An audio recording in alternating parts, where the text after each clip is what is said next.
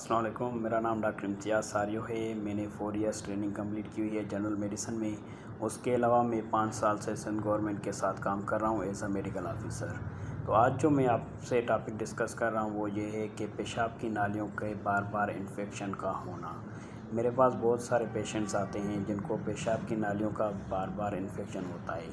تو انہوں نے یہ ہوتا ہے کہ انہوں نے ساری رپورٹس کروائی ہوتی ہیں، انہوں نے بہت ساری میڈیسنس لی ہوتی ہیں، اینٹی بایوٹکس لی ہوتی ہیں، اینٹی فنگل لی ہوتی ہیں۔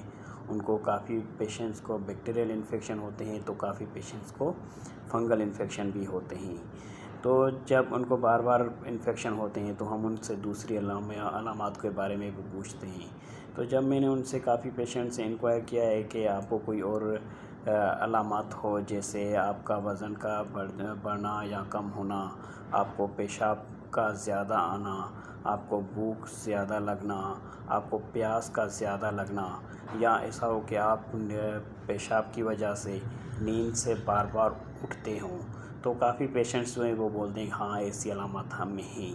تو پھر یہ ہوتا ہے کہ ہم ان کی رپورٹس کرواتے ہیں۔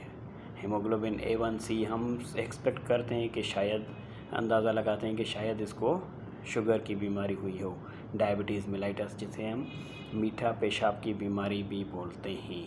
تو جب ہم ان کی رپورٹس کرواتے ہیں، haemoglobin A1C، random blood sugar, یا پھر ہم ان کی فاسٹنگ بلڈ شوگر کرواتے ہیں تو وہ ان کی پازیٹیو آ جاتی ہے، ان کو ڈائبٹیز میلائٹس ڈائگنوز ہو جاتی ہے۔ یہ ایسے ہوتے ہیں جو نیو کیس ہوتے ہیں ہمارے، جو ڈائبٹیز کے آلریڈی ڈائگنوزڈ نہیں ہوتے ہیں۔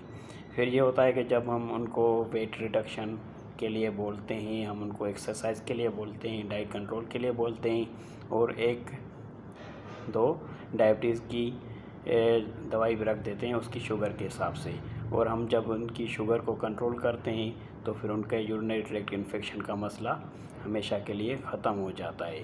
اصل میں ہوتا یہ ہے کہ جب پیشنٹ کو بار بار یورینری ٹریکٹ انفیکشن ہوتے ہیں جس کی شوگر بڑھ جاتی ہے، ہماری قدرت کا نظام ہے کہ جب ہمارے بلڈ میں، خون میں شوگر زیادہ مقدار میں بڑھ جاتی ہے تو پھر یہ ہوتا ہے کہ ہماری جو گردے ہیں، کڈنیز، وہ گلوکوز کو ان کے ٹیوبولس میں آ جاتا ہے۔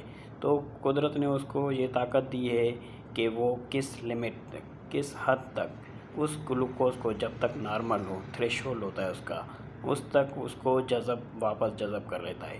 اگر وہ اس تھریش ہولڈ سے بڑھ جاتا ہے تو پھر وہ ری ایبزارب نہیں ہوتا ہے اور وہ ہمارے پیشاب میں آ جاتا ہے۔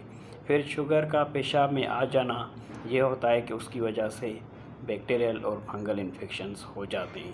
تو ایسے مریض جن کے آپ کے ارد گرد ہوں یا آپ میں سے جس کو بار بار یورینری ٹریکٹ انفیکشن ہوتے ہوں، تو ان کے لیے یہ ہے کہ آپ ان کی شوگر ضرور چیک کروائیں۔ آپ کے لیے آج کا میرا پیغام یہ تھا۔ شکریہ، تھینک یو۔